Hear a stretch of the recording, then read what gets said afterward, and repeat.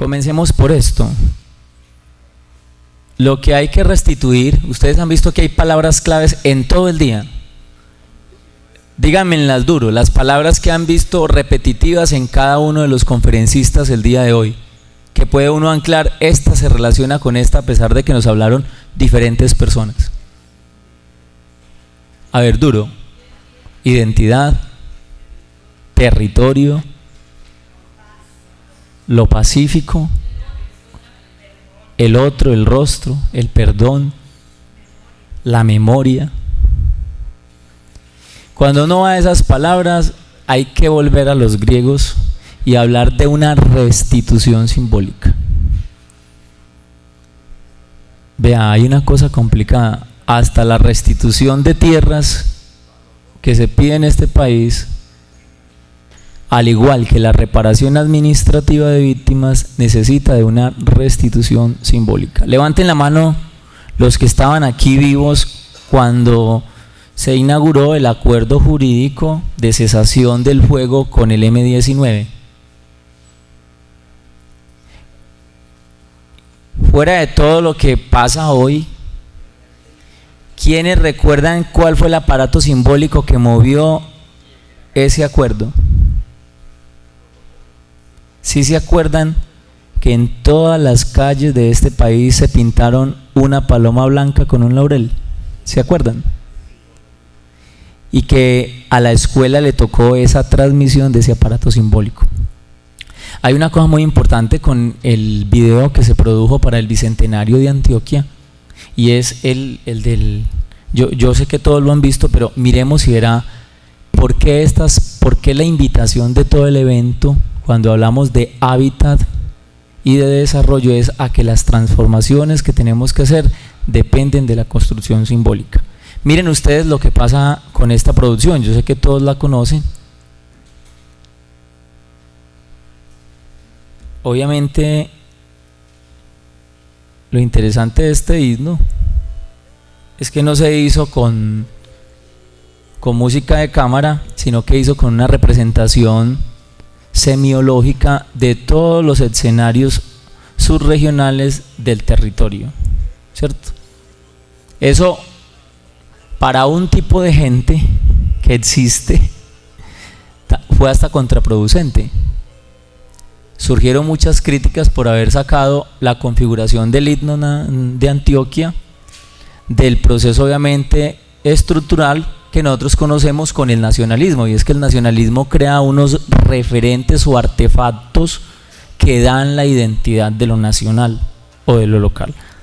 Pero cuando aquí hablamos de identidad y cuando vemos algo como esto, que es que todos los muchachos que escuchan este himno, ojalá todos en las escuelas lo escucharan por la mañana, tienen la referencia de que el territorio va más allá de la chambrana de la casa de ellos y que el territorio reconfigura simbólicos, ¿cierto?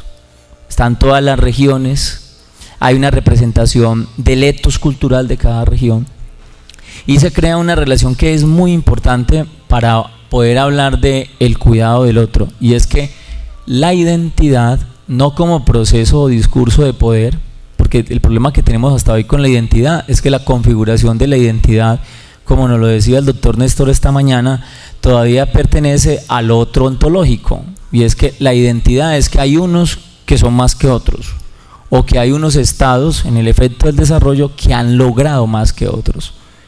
Cuando nosotros activamos un proceso simbólico que tiene que ver entonces con la narrativa, con la intimidad, con la afectación, que tiene que ver con todo eso que hoy los ha tocado, ¿cierto? Si tuviéramos más tiempo para hablar, hay una cantidad de referentes conceptuales que a ustedes los han tocado, y que cuando digo tocado es porque no se refieren a un discurso estructurado, sino que se refieren a algo que uno puede sentir está en profundidad. Entonces, este es el primer reto que tenemos. Cuando hablamos de identidad, ¿hablamos de interculturas? O cuando hablamos de identidad, seguimos hablando de la configuración de un aparato de poder, o de un aparato de autoridad, o de un aparato obviamente de identificación. Y es un juego peligroso porque las instituciones tienen una función social. No podemos desinstitucionalizar, pero sí tenemos que deconstruir de las instituciones lo que no permite la producción de aparatos simbólicos, ¿cierto? Entonces, en ese orden de idea, yo creo que todos han tenido la oportunidad de ver el video, y hay una necesidad imperante en que los escenarios educativos, los escenarios ciudadanos, los escenarios de identidad personal se configuren sobre esto. Vamos a tratar entonces de revisar varios asuntos para ir sintetizando las tareas, porque esto tiene obviamente unas tareas. Y una de las primeras tareas que aquí está configurada es nosotros qué tenemos que hacer para construir el proceso del rostro. Si la ética ya no es una ética de una alteridad ontológica o conceptual, ¿qué es lo que hay que hacer para poder hablar de esa ética del rostro? Pues, obviamente lo primero que tendríamos que revisar es, esa ética del rostro es una ética del cuidado. En las 4 esferas que el padre Carlos nos lo recordaba esta mañana, que hay que decirlo así, esas no son esferas inventadas, eso ya está dicho, pero hoy se restituyen y se resignifican. Por ejemplo, cuando ustedes van a ver los objetivos de desarrollo sostenible, que todo el mundo, y sobre todo en el común denominador nuestro, decimos, eso es un discurso más de esas organizaciones de control mundial que lo que quieren es empoderar a los monopolios, que si bien no es del todo mentiras, hay que decir, hay unos aparatos simbólicos que se traducen allí. Todos tendríamos que, y así lo pidió obviamente la reflexión que la gobernación ha estado haciendo en las regiones y en los colegios, todos tendríamos que revisar hoy en el proyecto educativo 3 condiciones. Una, que el proyecto educativo institucional es una co-construcción, ¿cierto? No es del rector para los profesores y los estudiantes, ni del rector y los profesores para los estudiantes y los padres de familia, es una co-construcción. Esa co-construcción es un proceso de referenciación, referencia a unos retos globales, la palabra que se viene, globales, es decir, que parten del escenario de los retos globales, pero que se realiza con las capacidades de la localidad. Porque el reto es muy interesante. Los hijos nuestros no van a estudiar en Colombia, eso ya está claro. Los que todavía no tengamos hijos, no nos preocupemos que aquí no va a haber que pagarles universidad. Ellos van a ir a estudiar al extranjero. A nosotros obviamente nos debe configurar un reto, ciudadanos del mundo, porque la configuración humana es la configuración del cuidado sobre unas posibilidades. Por eso la Agenda 2030 hay que leerla, no solamente los videos de los 17 objetivos, sino ir a la agenda, el acuerdo del 2015 para decir, tenemos 17 preocupaciones para cuidar la vida, que no son preocupaciones que le corresponde al Estado, porque nosotros tenemos una herencia peligrosa que es el nacional garantismo del Estado Social de Derecho, donde alguien tiene la culpa, alguien es responsable, sino que estos retos son desafíos personales, institucionales, políticos, económicos, culturales, sobre todo culturales. Entonces, el análisis del conflicto y de las vulnerabilidades que aparecen hoy tiene que hacerse desde el cuidado del rostro. Para ello, lo primero que hay que identificar es qué es el territorio, ¿cierto? Entonces, el territorio configura para cada uno de nosotros una posibilidad, como lo decía ahorita Memo Ángel, en el territorio se configuran las posibilidades de saber que hay un espacio con unos escenarios y unos imaginarios. Pilas con esto que es muy complicado, porque aquí están esas 3 condiciones: el espacio, un lugar con un metro determinado, adecuado para eso, un escenario, la academia, pero un imaginario, ¿cierto? El deleite del conocimiento, la apropiación de la sabiduría, la afectación.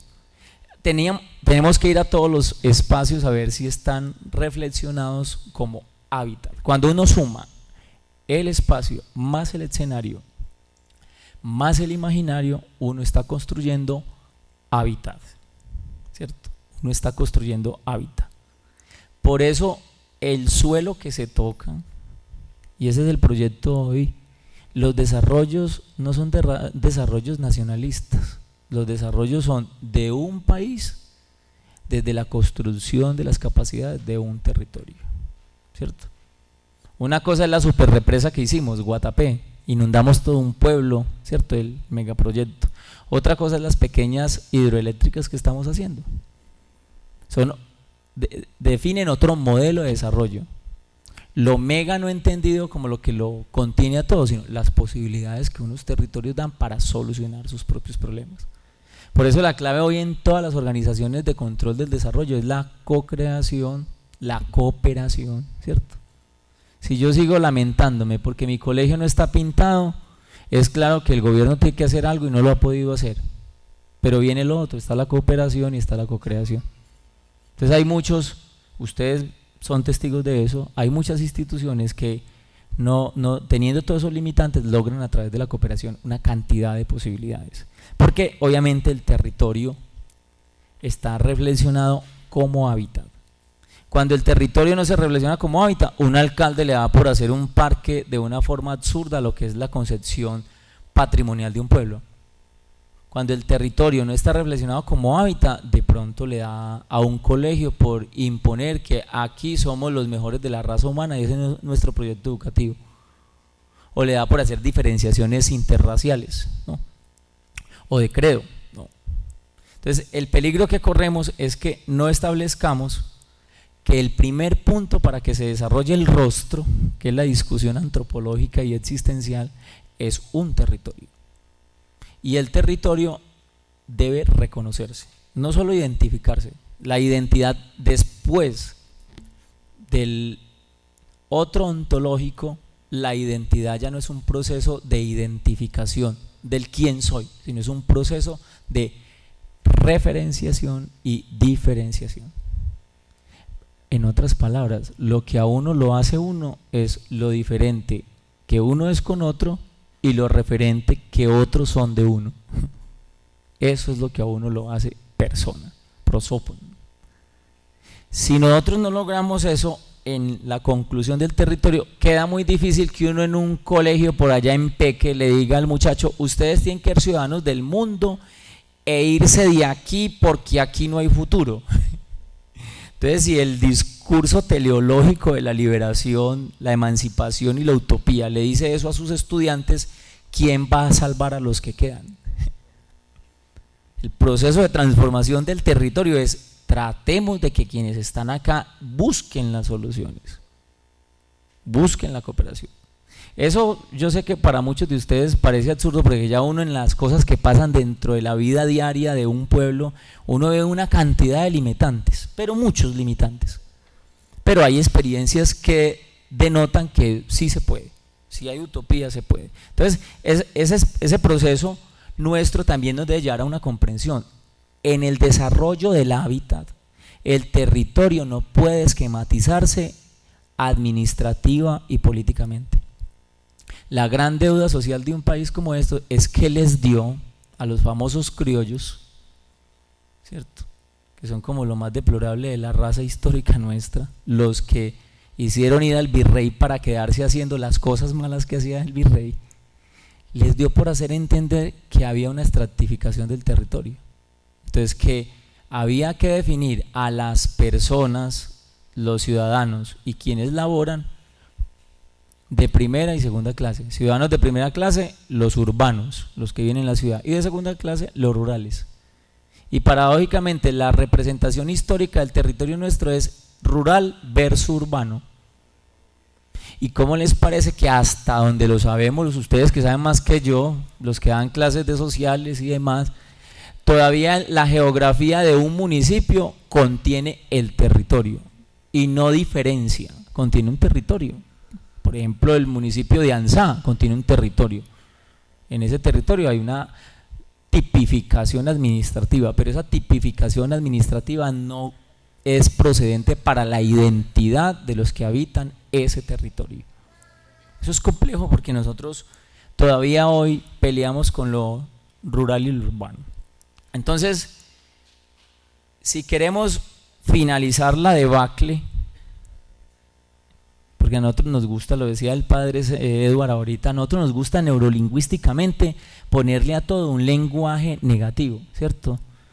Por las buenas, llevándola en la lucha. Todas esas configuraciones neurolingüísticas deshabitan, ¿cierto? Por ejemplo, calidad sin calidez, ¿cierto? Es absurdo el que habla de calidad y no habla de calidez, porque la calidad es un proyecto íntimo humano, no es un proyecto administrativo. La palabra calidad tiene su origen en arete, la eficacia interna y externa de la virtud. Para ser calidosos hay que ser virtuosos, apasionados. Entonces, en ese orden de ideas, nosotros sí tenemos que hacer una reconfiguración lingüística y tiene que ir a varias cosas. Por ejemplo, memoria para olvidar. La idea del daño colateral. Olvidemos lo que pasó, que siempre alguien tiene que perder. Perverso. La reducción de lo vivido al hecho de que solo pasan cosas. En la vida estamos cosas pasando. No, hay testimonios, acontecen testigos. No pasaron cosas, sentimos cosas, vivenciamos cosas. Cuando nos tocó ver pasar las balas que pasan con una lucecita amarilla, eso queda grabado acá. O cuando nos toca ver el cuerpo cercenado, la desnudez real del rostro, que ya no es ese otro ontológico, eso obviamente no hay que verlo. Hay un testigo que lo cuenta. Hemos exagerado, le hemos dado mucha fuerza a esa exageración de la historia contada sin acontecimiento. Y finalmente hay una insensibilidad, que creo que es el más violento de los violentos colombianos, el modelo de indiferencia social que hemos creado, que crea entonces estigmas. Como no somos capaces de hacernos responsables de nuestra indiferencia frente a lo que pasa, entonces creamos estigmas: indigente, sicario, guerrillero, desechable. Y ahí es donde nacen estos focos de polarización que hoy tenemos. Hay víctimas, hay victimarios. Lo importante aquí en lo complejo de esto es que hay personas que han sufrido. Y la respuesta a eso es que no podemos reparar administrativamente cuando el daño ha sido moral, teleológico, espiritual, sensible. Ahí no hay reparación administrativa. Yo puedo pedir toda la condenación que quiera para el que fue victimario. Él sale en 30 años de la cárcel y va a seguir viviendo enseguida de mi casa, donde yo viví con mi esposa, la que él asesinó. Entonces, lo que le falta de esto es otras lógicas. El problema aquí es que no es que no tengan soluciones los problemas. El problema aquí es que no hemos revisado las otras lógicas que tienen que ayudar a resolver el problema. Porque hemos eliminado la estética, la artística, la religión, ¿no?, la poiesis. Entonces, al eliminar todos esos conductores de los lenguajes restitutivos del espíritu, pues finalmente nos quedamos y no con el Estado, la sociedad de derechos, el garantismo, el humanismo jurídico, yo merezco, a mí me toca. Y paradójicamente, la mayoría de las veces los responsables de que ese discurso se siga proliferando somos nosotros los maestros, los que les decimos a estudiantes que tienen todo el espíritu: aquí ya no hay nada que hacer, esto está acabado. Porque obviamente nosotros también hemos eliminado el lenguaje poético, la oportunidad erótica del pensamiento, no solamente el conocimiento de algunas estructuras. Entonces, claro, esa zona gris tiene que ayudarnos a decir, bueno, ¿y en dónde están las causas? Las reducciones, las del yo, que son el todo que tenemos, un egoísmo, individualismo, una democracia que se dedica. ¿Por qué enseñamos democracia? ¿Por qué dejamos de enseñar política? ¿Cuál es el cenit de la construcción social, de la comunidad humana? La política. ¿Y en dónde se realiza la política? En la ciudad, es decir, en el territorio habitado. Pero si seguimos enseñando democracia como el instrumento valorativo para construir el poder, pues tenemos, sí, lo dice Nussbaum, tenemos unas sociedades que se creen muy libres, pero que al fin de cuentas esclavizan con el mercado, esclavizan con el consumo y esclavizan con un individualismo acérrimo que no nos deja pensar en el rostro que se encarna en el que nos saluda. Entonces pasamos y no saludamos, por ejemplo. Es una encarnación total de ese proceso. Entonces, antropológicamente sí nos faltan muchas sillas y computadores, muchos edificios, sí, muchos desayunos también para nuestros estudiantes.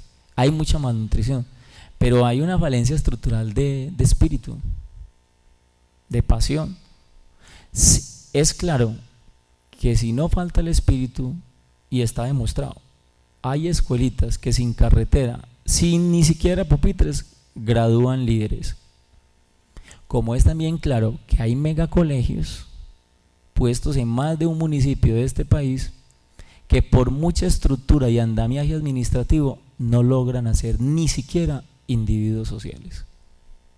Entonces ese aparato de construcción es una corresponsabilidad muy compleja. A mí lo que más me da susto es cuando por aquí en diciembre graduamos gente, eso salió un mundo de gente, 300, 400 graduados, y uno dice, ¿y para dónde irán? ¿Y qué responsabilidad tenemos nosotros en la universidad graduando gente? ¿Para qué? Es un absurdo estructural. ¿Cuál es la teleología que damos allí? Y finalmente el enemigo más grande es el modelo capital que dice acumulemos, y el acumular se volvió. Entonces, ¿a qué apostamos? Lo primero, si queremos cambiar esto, en vez de hacer tanto discurso quejista, que lo acostumbramos mucho, si lo queremos cambiar, tenemos que comprometer un análisis de disciplinas. O sea, el reto del Plan Nacional Decenal de Educación es que tenemos que mirar hacia los objetivos de desarrollo, las 17 apuestas mundiales de cómo hacer para cuidar la vida, porque estamos sin agua, pobres, ciudades no sostenibles. Uno se asusta cuando se da cuenta que no es mentira, es que al 2025 no tenemos agua, es que no vamos a tener. Medellín no tiene agua y la autonomía alimentaria tampoco está. Y uno se asusta porque Medellín no la tiene, pues es una ciudad capital, pero por ejemplo Río Negro está sobre el 50. Y recuerden que la gente que vive alrededor de esas comarcas, toda es campesino. Y si son campesinos que cultivan, ¿por qué están sin comida? O la ceja porque no tiene autonomía de agua. Entonces, las preguntas son del cuidado de la vida. Y hay que devolver, más allá de todo lo que llenamos en el planeador, en el parcelador, más allá de lo que llenamos en la estructura esa administrativa de la evaluación, hay que resolver si le estamos contando o contagiando a la comunidad educativa estos nuevos problemas, que son problemas muy, muy complicados. ¿Cómo hacerlo? El currículo tiene que volverse interdisciplinario, es decir, un currículo integrado. No es que el profesor de matemáticas va a ir a hablar de números, el de sociales va a ir a hablar de sistemas, ¿cierto? El de tecnología va a hablar de computadores, el de español va a ir a hablar de letras. No, tenemos que sentarnos los 5 profesores con nuestras 5 disciplinas a apuntarle todas a un problema. Eso se llama currículo integrado. El año entrante lo van a ver por ahí rondando en los correos del Ministerio Nacional. Porque paradójicamente nosotros como Sistema Nacional de Educación no hemos querido configurar una teleología educativa. Hemos sido amigos de traer modelos pedagógicos, pero no hemos construido una teleología. ¿Para qué educamos? Y los indicadores, cuando uno lee, por ejemplo, los planeadores que ustedes hacen, esos indicadores a veces dicen cosas que cuando uno las analiza en el fondo, no dicen nada. No, es que con la clase de religión lo que queremos es que el estudiante comprenda que tenemos que creer en Dios. Dios no necesita que el estudiante comprenda que hay que creer en Él. Dios lo que necesita es que el hombre sea solidario con su hermano que está sufriendo. Entonces, esas configuraciones mentales, las configuraciones estructurales a veces están diciendo lo que estamos haciendo, muy poquito por tocar la realidad. Y lo segundo es que hay un cambio de la institucionalidad se transforma. Uno lamenta es que lo que queda de la transformación de la institucionalidad son las herramientas, el formato, el sistema de calidad, la aprobación, las pruebas PISA, las pruebas saber, ¿cierto? Porque son las formas que toda institución las tiene, todas las tiene que tener. Uno lamenta que lo que le queda a uno ahí es la forma, pero el fondo es nuclear. El fondo es que necesitamos formar, ciudadanos del mundo, ciudadanos interculturales, ciudadanos que acepten lo diferente, ciudadanos que asuman un compromiso con el territorio. Y eso hay que hacerlo cambiando los modelos mentales de los que estamos enseñando, ¿cierto? No es porque es una denuncia, es una provocación. De hecho, se puede, porque si no, no hubiera modelos mentales que dicen, sí, se puede hablar de resistencia sin que eso se asocie con subversión, por ejemplo. Se puede hablar de utopía sin que eso se esté relacionando con un loco, se puede. Se puede hablar de esperanza y espiritualidad sin que eso sea solo un lenguaje religioso. Tenemos que darle la oportunidad a que la institucionalidad haga lo que tiene que hacer. Un sistema social necesita de la religión, necesita de la familia, necesita del Estado, necesita de la escuela, necesita de la empresa. Un sistema social no puede vivir sin esas 5 instituciones, no puede. Pero que hay que resignificar su sentido, no su estructura formal o sus formas de acción. La clave entonces es que tenemos que rehabilitar para que suceda esto, no la memoria del recuerdo, sino la memoria que vuelve utopía. El cristianismo tiene una cosa muy bonita. Díganme, levanten la mano el que en diciembre no se siente convocado a la fiesta, la alegría, la recocha, la tranquilidad. Hay un aparato cultural que ha diseñado que diciembre es otro tipo de mes. De hecho es el mes en que la gente gasta más plata sin tener con qué, ¿cierto? Porque el aparato simbólico de una cultura ha establecido por alguna razón, no vamos a entrar en detalles del porqué histórico, que eso es un día de fiesta, que es un mes de fiesta, que nace el niño Dios. Todos esos aparatos simbólicos construyen un modelo de sociedad. Paradójicamente, los aparatos simbólicos eliminados de un modelo de sociedad terminan declinando las posibilidades de la reconstrucción. Entonces, si no hay un modelo simbólico, la reconstrucción no se da. La memoria del cristianismo es muy interesante porque la memoria del cristianismo conmemora, no recuerda, conmemora. Y lo de la conmemoración es muy bonito porque entonces la memoria del cristianismo lo que hace es decir, no es que vamos a celebrar el cumpleaños, cumpliste 30, el año entrante 31, no, sino que vuelve a sentir el mismo acontecimiento de hace 2000 años. Ese proceso de resignificación simbólica está en lo que hace el cuidado de lo trascendente. El que no le quiera llamar Dios al Dios hebreo, pues llámele Dios a un palo, pero tenga la capacidad de construcción trascendente, porque eso le hace falta es al cuerpo humano, eso no le hace falta a la institucionalidad religiosa, le hace falta al cuerpo humano. La institucionalidad religiosa aprovechó eso, ¿cierto? Para meternos miedo, para meternos terror, para decirnos que esta es la que salva, sí, todas, las de estas y las de allá, pero lo que realmente pasa no es eso, lo que pasa es que el cuerpo necesita esperanza. Por eso la memoria tiene que tratar de prometer, ¿cierto? Y esa promesa es una promesa colectiva, ¿cierto? Si no, ¿qué pasa? No hay aparato simbólico.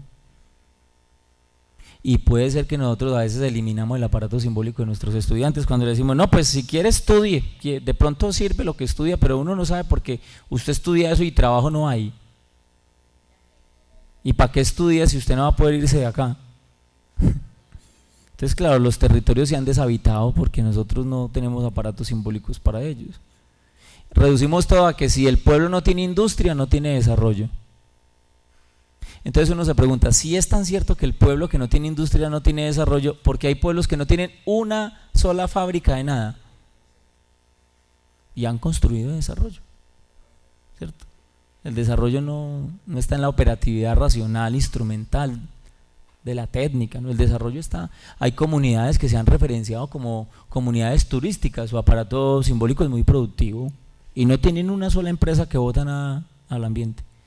Un país como este, ahora que están en campaña todos los candidatos a presidentes, vienen hablando lo que hace 20 años hablan cuando son candidatos, que un país de esto lo salva es el proyecto agrícola pecuario a gran escala. Pues que eso lo sabe la CEPAL, lo ha dicho hace 50 años, pero no lo hacemos porque no hemos empoderado un aparato simbólico para eso. ¿Para qué buscar oro si la plata nuestra está en el agua que hay que cuidar, en los árboles que hay que sembrar para que nos compren los bonos verdes de oxígeno? Entonces, en ese orden de ideas, cualquier territorio significado como hábitat, es decir, que reconoce el espacio, el escenario y su imaginario, puede construir desarrollo. Pero esa memoria debe acontecer la intencionalidad del grupo. La memoria es colectiva.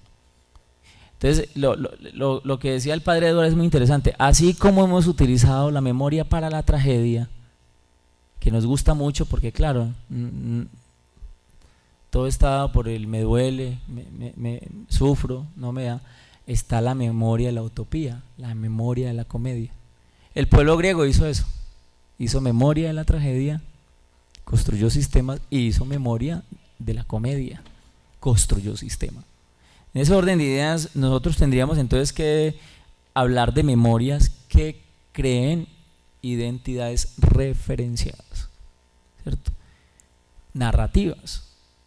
Dejémosle contar al muchacho más lo que tiene que contar. Preguntémosle más.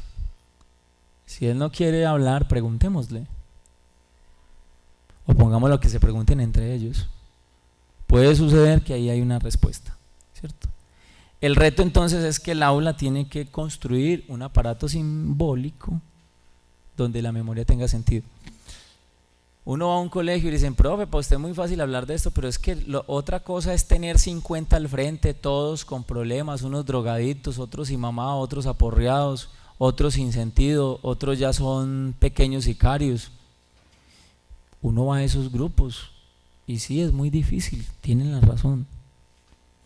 Pero la palabra que convoca en lo simbólico destruye esas precarias identidades humanas. Y preguntan. Y dicen, ve, mira, me estás diciendo algo interesante. Yo he hecho el ejercicio. Ustedes son unos genios, pues, porque hablarle a jóvenes con salones de 50 sin ventilador o sin aire acondicionado no es nada fácil. Y en un calor a 35 grados debe ser menos fácil. Pero si la palabra convoca, se logra mucho más que solo hacer una restitución de datos que se le entregan obviamente a estas humanidades. En el otro orden, entonces, ¿cómo finalizamos? La construcción de la paz es una construcción no de conceptos, sino de actitudes. Lo que pasa es que por decreto llegó el famoso, que estamos encartados todos, ¿sí o no? Con la famosa cátedra de la paz. No sabemos a dónde ponerla porque eso compite con una cantidad de cosas, compite con el área de religión, compite con el área de ética, compite con el área de sociales, con el de filosofía, con el proyecto obligatorio de convivencia. Entonces, no podemos seguir creando estatutos jurídicos de la paz, sino actitudes pacíficas. Hay una diferenciación, porque cuando uno habla de paz, todo el mundo habla de quietud, y resulta que la paz a veces no es tan quieta. La paz de hoy tiene que ser una paz que se vaya y se paren en el Congreso y en la Corte Suprema y le exija a los constitucionalistas y le exija a los jueces de este país cómo vamos a aclarar el problema de la posverdad, por ejemplo. Hay que dejar que actúen en política. Lo que no podemos hacer es sumar y restar fácilmente, decir que acuerdo de dejación de armas es igual a reconstrucción de un conflicto o a cesación del conflicto social. Lo que pasa en La Habana es un acuerdo de cesación de armas. Así hay que entenderlo. Beneficioso a morir. Sería mucho más difícil un país como el que teníamos hace 4 años. Eso no se puede desvalorar, pero ese no es el todo. Si nosotros aprendemos a llamar las cosas por su nombre, podemos hacer reconstrucciones históricas. El acuerdo es valorable. Lo que no es valorable es que por dejar las armas vamos a dejar que la posverdad no aparezca. Una sociedad no puede seguir masacrando a la gente en una idea no institucionalizada, que es lo que hacemos nosotros. Todos tenemos algo que opinar sobre lo que está pasando, pero institucionalmente nadie hace nada con el voto, ni mucho menos con el otro mecanismo que a mí me gusta más, la veeduría ciudadana. ¿Cierto? Entonces, construir lo pacífico es el otro, ese otro es necesariamente un rostro múltiple, es un rostro que se manifiesta, diverso, un rostro que se compone y se compromete en una sin igual diferencia entre sus múltiples identidades colectivas. Eso es hasta raro, ¿no? A pesar de que tengamos muy claras nuestras múltiples identidades colectivas, dentro de esas identidades colectivas hay diferenciación. Por eso la clave entonces, el reto 2 es el rostro, no hay que vencerlo.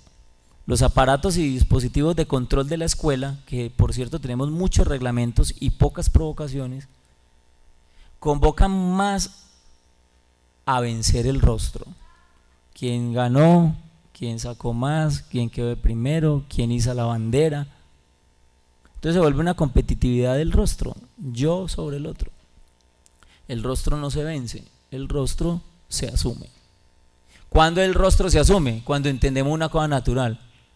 Toda sociedad persiste en conflicto. O sea, las teorías del conflicto van de lado y lado. La de izquierda que siempre hemos escuchado es que el poder nos oprime, ¿cierto? Como el poder nos oprime, la masa tiene que salir y ponerse en contra. La derecha siempre ha dicho, no, es que como la masa no se quiere regular, entonces hay que contenerla. Entonces aparecen los robocots. A mí me da un pavor ver a esos señores de la policía esta, del ESMAD. Dios mío bendito, qué cosa tan absurda. Claro, porque como la masa no se deja convocar por la alienación, hay que contenerla. Y nosotros hemos resuelto nuestro proyecto histórico, y a veces hasta en el salón, en esas dos cosas. O hay que contener, ¿cierto? Por un lado, o por el otro lado hay que ir diciendo que alguien nos quiere alienar, ¿cierto? Pero resulta que el proceso natural del conflicto es dialógico, es decir, toda sociedad de diferentes que se referencian tiene problemas. Y lo natural de esos problemas es que nosotros, obviamente, entendamos que los diferentes nos referenciamos. Cuando yo no entienda lo que el otro está diciendo porque no se parece a lo que yo pienso, lo único que digo es, me estoy referenciando, ya.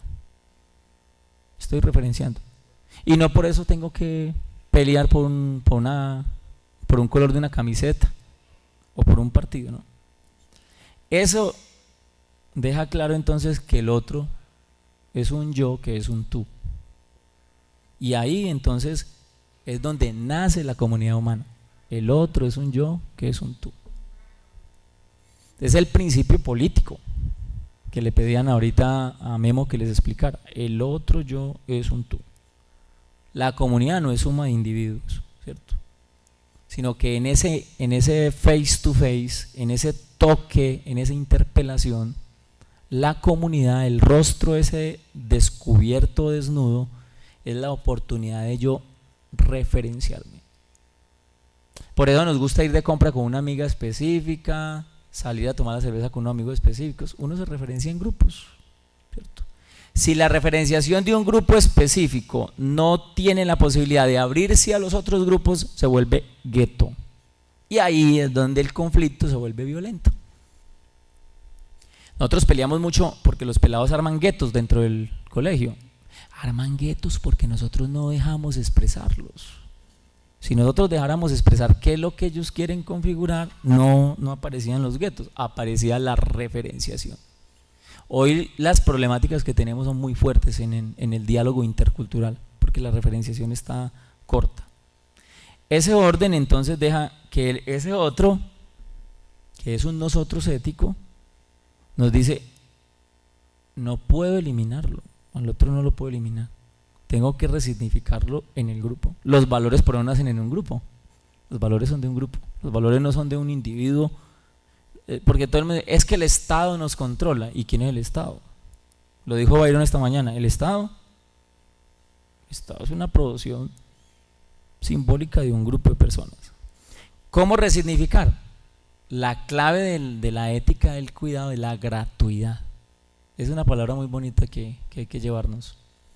La gratuidad tiene un problema, es diferente a reciprocidad. Generalmente nuestros contratos sociales son por reciprocidad. El primero nacional hasta el económico de hoy del consumo es contratos de reciprocidad. Tú me das, yo te doy. Entonces en ese tú me das, yo te doy, se producen cosas muy, muy peligrosas, porque todo se vuelve negociable. Si me llamas, te llamo, ¿no? ¿Ve por qué no me has hablado? Usted no me ha hablado. Esa ética, y entonces uno enseñándole a los muchachos en clases sociales, todos tienen que vivir la cultura de la convivencia. y el profesor de matemáticas no saluda al de español, no lo saluda. Y uno dice, vea, estos muchachos tan perversos no quieren, es que esta sociedad, estos jóvenes están acabados, no quieren construir una sociedad de la convivencia.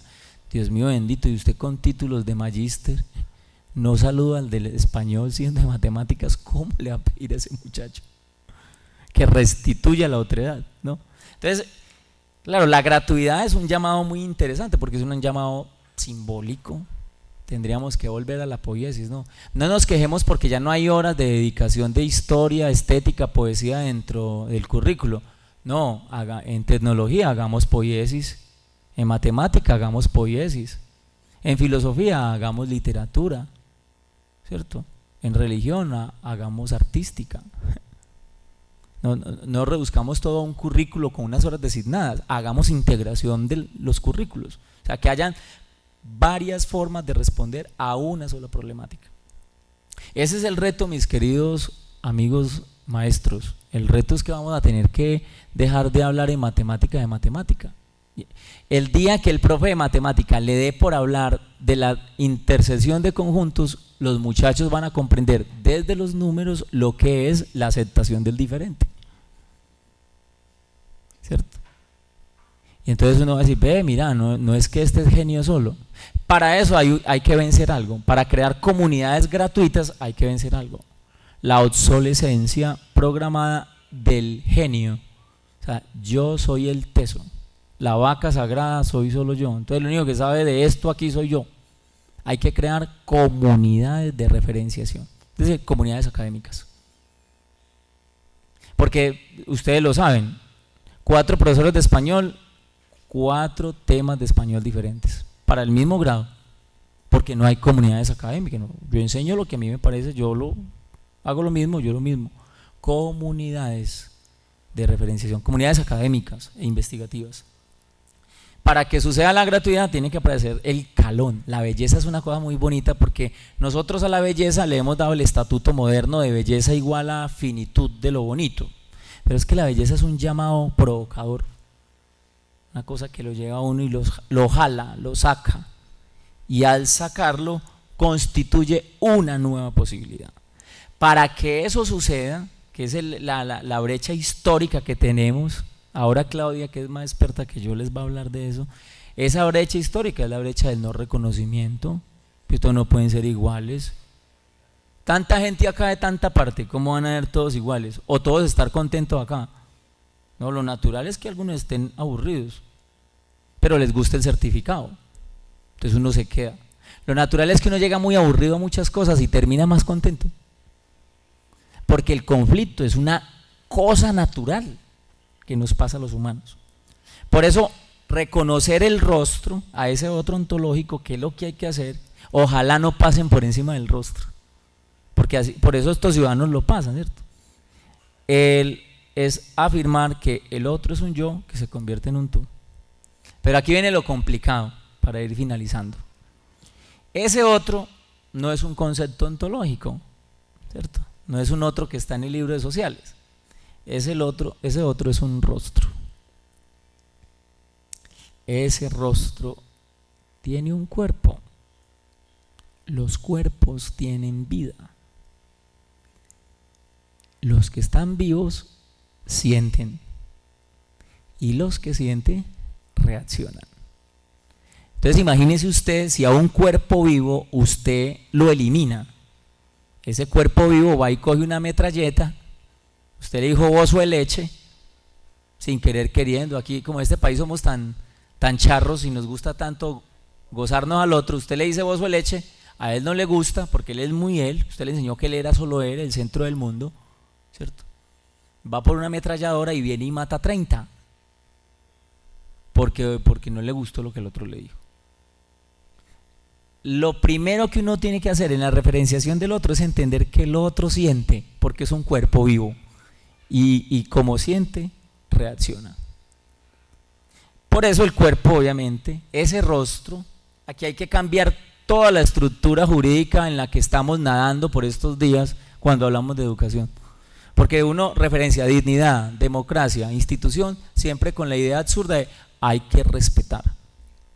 Este rostro, que es un rostro con carne, que vive, que siente, ¿cierto? Un muchacho de 13 años con esa sangre hirviendo, con ganas de ir ligero, con ganas de saber de todo y uno con ganas de no decirle nada.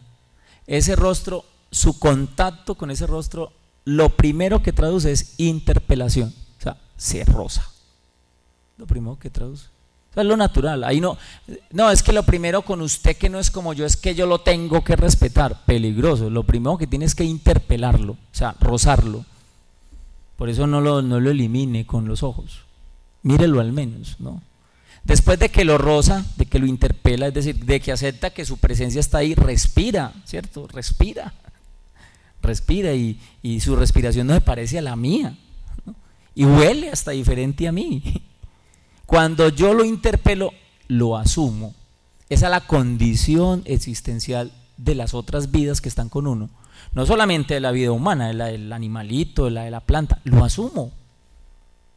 Y como lo interpelé, es decir, lo toqué, lo rocé y lo asumo, ahí sí lo respeto.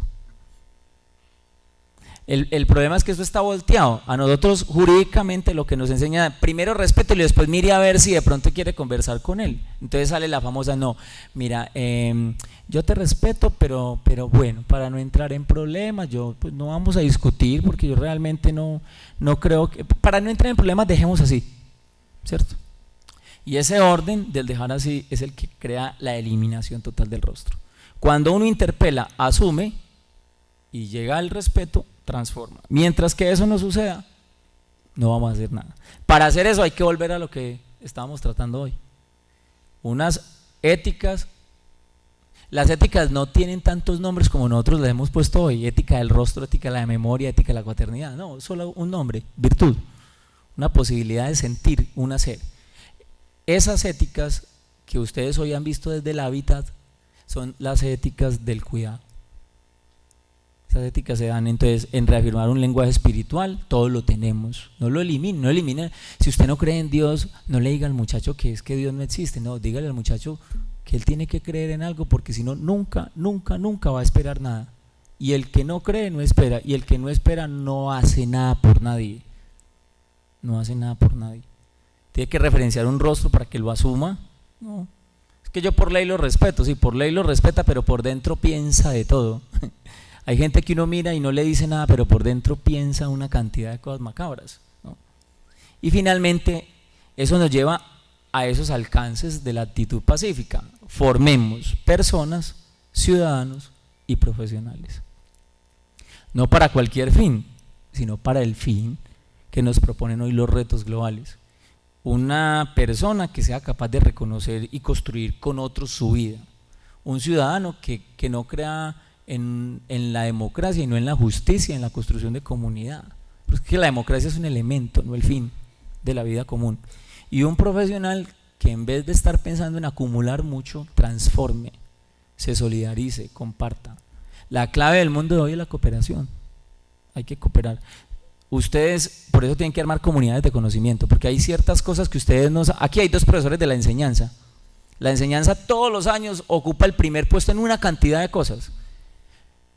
En las comunidades de conocimiento, los profes que no ocupan el primer puesto en esos estándares le preguntan a los de la enseñanza, oiga, ¿ustedes qué es lo que hacen, hombre? Cuenten a ver si nosotros nos dejamos tocar por el evento que ustedes ya tienen, ¿cierto?